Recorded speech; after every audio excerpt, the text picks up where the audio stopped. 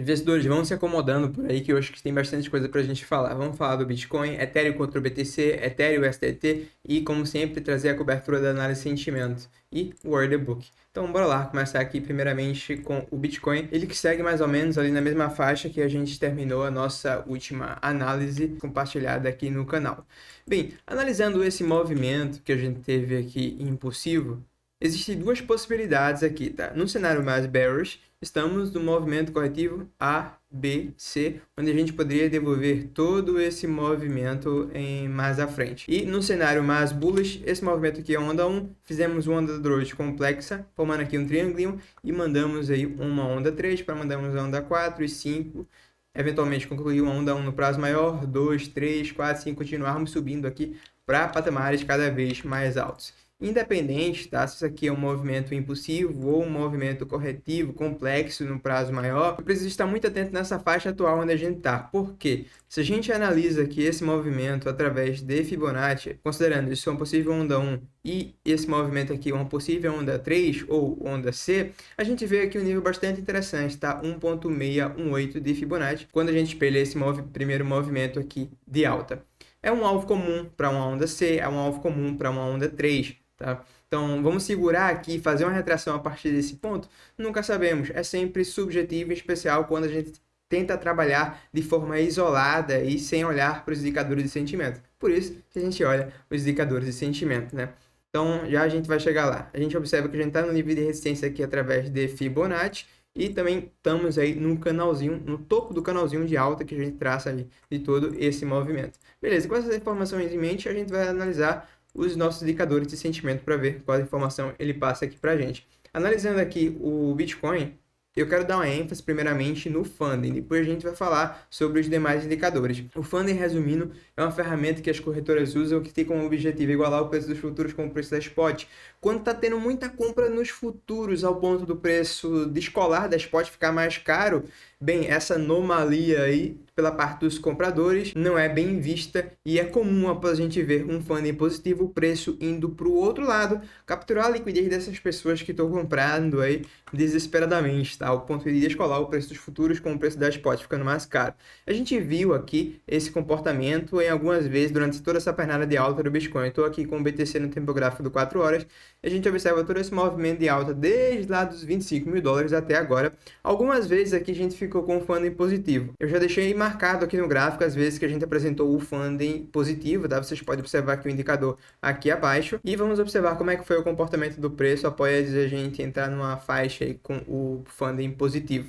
Bem, a gente teve a primeira vez aqui o funding positivo, eventualmente a gente apresentou uma correçãozinha, vindo buscar liquidez aí abaixo de alguns fundos. Outra vez que a gente teve o funding positivo de forma bem rápida aqui nesse topinho, trouxe uma correção para a gente depois. Outro momento que a gente teve o funding positivo foi quando o Bitcoin estava ali por volta dos 44 mil dólares. Por algum momento o funding ficou positivo, correção em seguida vindo abaixo de fundos capturar liquidez. Novamente, desta vez aqui a gente apresentou uma anomalia um pouco maior no funding, extremamente alto. O preço até conseguiu fazer esse rompimento para cima aqui, mas eventualmente voltou para buscar liquidez aí abaixo de todos os fundos para ter combustível para continuar subindo depois. E desde então a gente não apresentou mais nenhuma anomalia aqui no funding, a não ser agora nos últimos dias. Porém, detalhe que esse funding não está tão alto quanto ele já esteve lá atrás. Traçando uma linha na horizontal para fazer a comparação, a gente observa que nesses níveis aqui atrás o funding ficou mais alto. Então, preocupa esse funding atual agora, mas nem tanto, tá? E essa preocupação me refiro apenas talvez para apresentarmos uma correçãozinha no curto prazo, tá? Esse funding aqui não tá nada bizarro. Nas últimas vezes, como a gente observou aqui, todas essas correções que foram apresentadas em seguidas, a gente apresentou correções pequenas aqui, né?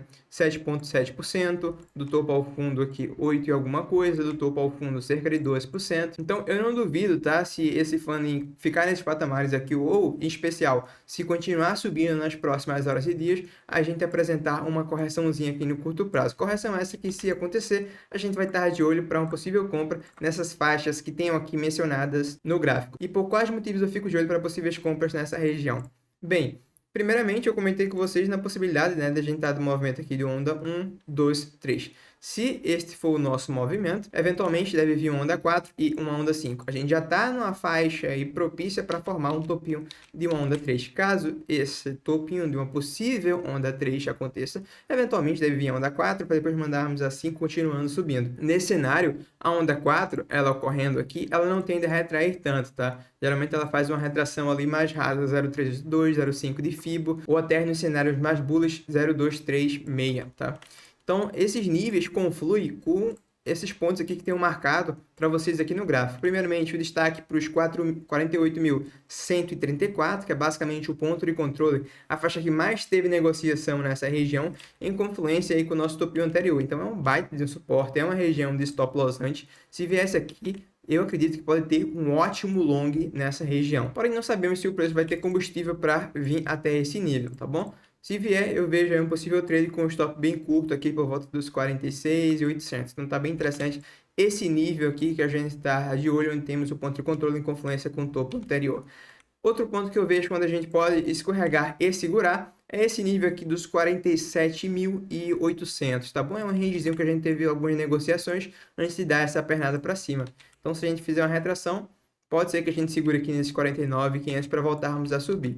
Basicamente, meu plano é, na faixa atual que a gente está, um pouco de cautela para buscar long nos futuros. Repare que eu estou falando de long e não operação na spot, tá bom? Eu nunca que vou estar falando para estar comprando Bitcoin com preço extremamente esticado na spot. Se você deseja comprar dessa maneira, bem, essa sua estratégia não é a minha. Eu prefiro sempre trabalhar com uma relação risco-retorno bem mais favorável e eu não compraria aí na spot Bitcoin pensando a longo prazo nessa região, tá? Minha forma de operar. Se a gente escorregar aqui, eu vou estar olhando para long nos futuros, tanto no Bitcoin quanto nas altas. Beleza? Então, esses são os dois pontos que fico atento aí para possíveis operações no Bitcoin e nas altas. Na faixa atual, se for para estar abrindo longs no Bitcoin, eu não abriria. Nas altas, eu acho que assim ainda rola. As altas estão bem extremamente bullish. Porém, nas altas, hoje com esse funding positivo, eu acredito que quando o funding estiver possível, a gente tem que jogar aí um pouco na defensiva, abrindo um long, no máximo 2. Muito mais do que isso é um pouco complicado, em especial se o stop for curto. Porque se ocorrer uma retração aí do Bitcoin para esses níveis mais abaixo, você provavelmente vai ser stopado em diversas altas se estiver operando com o stop muito curto nas altas. Então, de preferência, é interessante a gente escorregar nesses níveis aqui para estar enchendo o carrinho aí de longs, ou quem sabe até uma posição na spot aí, nas altcoins. Já que a alt-season parece que está a caminho, tá? A gente já vai falar disso. Antes, eu quero só dar uma passada aqui no order book. A gente vê que na Binance Futures o book está extremamente vazio, né? Nada de ordens abaixo, nada de ordens acima. Outra coisa que eu queria falar aqui com vocês, tá? Sobre o sentimento ainda, esqueci de mencionar, a gente falou ali do fund, eu me empolguei, mas os demais indicadores aqui da análise de sentimento seguem mais bullish, tá?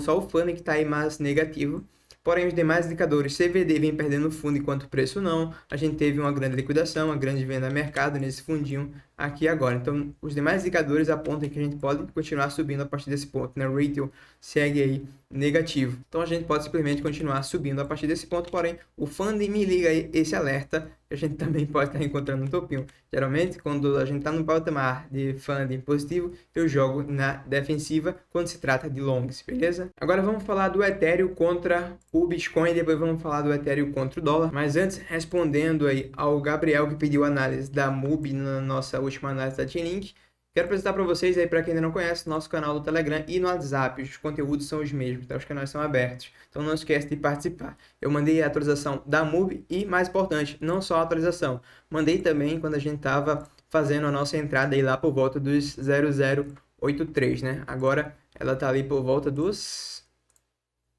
0,11 e tá querendo romper isso para cima, vamos ver, espero que sim. Então links na descrição e no primeiro comentário fixado, não se esquece de participar. Beleza, então agora vamos falar do Ethereum contra o Bitcoin primeiramente, depois a gente vai falar do Ethereum contra o dólar, tá? Para quem já vem acompanhando aqui esse canal, ou até para quem já vem acompanhando desde os canais anteriores lá da Belo Trade, no início do ano de 2023 a gente vinha extremamente bearish com o Ethereum, em especial com o Ethereum contra o Bitcoin, né?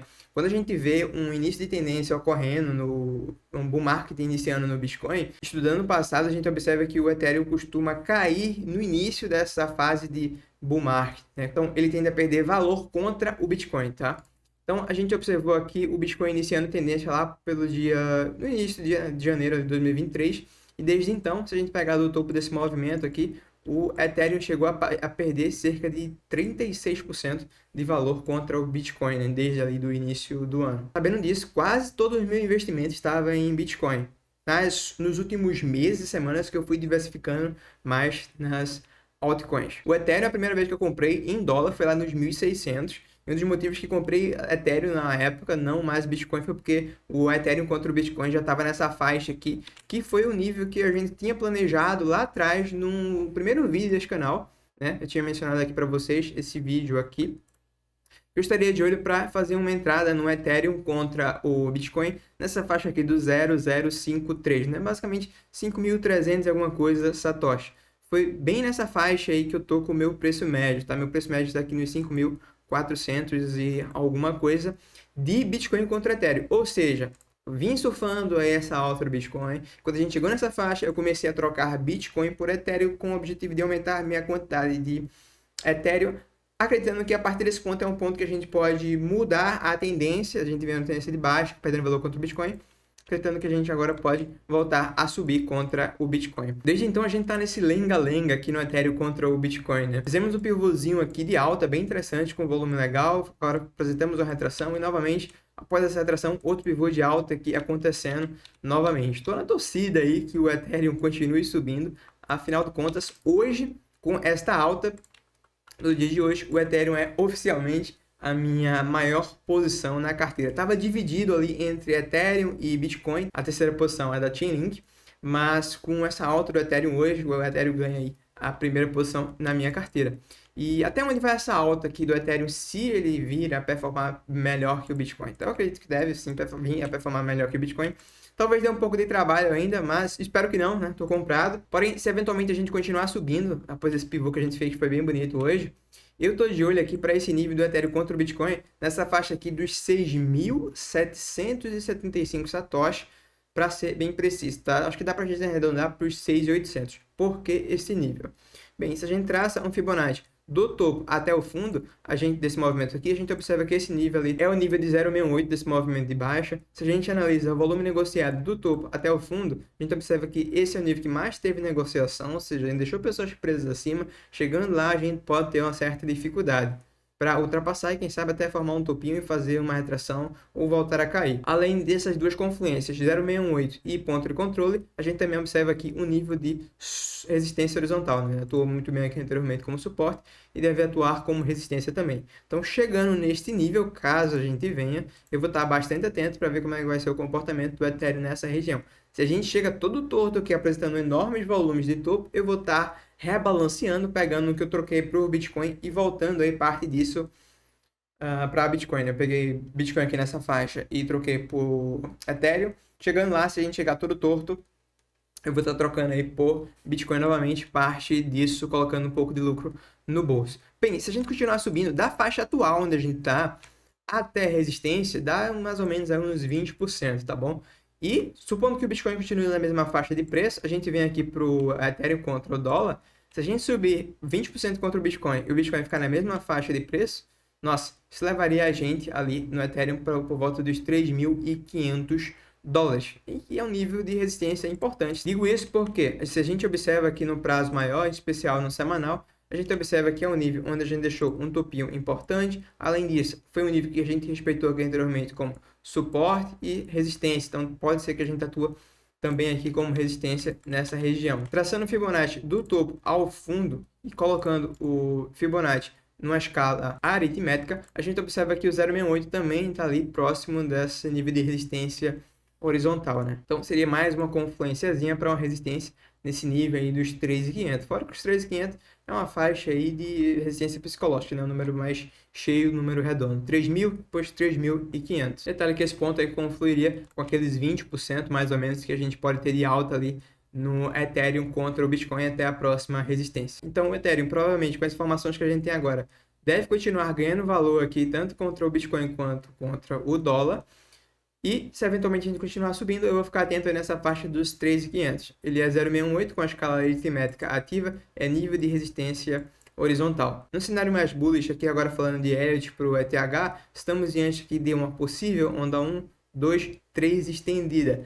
Dentro dessa 3 a gente vai ter ondas menores, correto? Possível onda 1, 2, 3, daqui a pouco para mandar uma 4, 5 para finalizar 3, depois a gente manda 4 e 5 e continua subindo, correto? Se esta aqui for o cenário correto para o Ethereum quando se trata de Elliott, a gente sabe que isso é bastante subjetivo, a gente pode analisar esse movimento aqui de onda 1 e buscar um alvo para esta possível onda 3 que está ocorrendo agora. O alvo mínimo do mínimo do mínimo para a onda 3, 100% da onda 1. A gente vê esse nível aqui por volta dos 3.024, mas eu deixo ele bem apagadinho já que é um alvo que a gente poucas das vezes respeita. A maioria das vezes a gente vai buscar um alvo mais comum aqui, que é o 1.68 da onda 1, que está bem alto, por volta dos 4.630 dólares. Esse seria aí o nosso topo do mensal, né? Bem próximo da all-time high.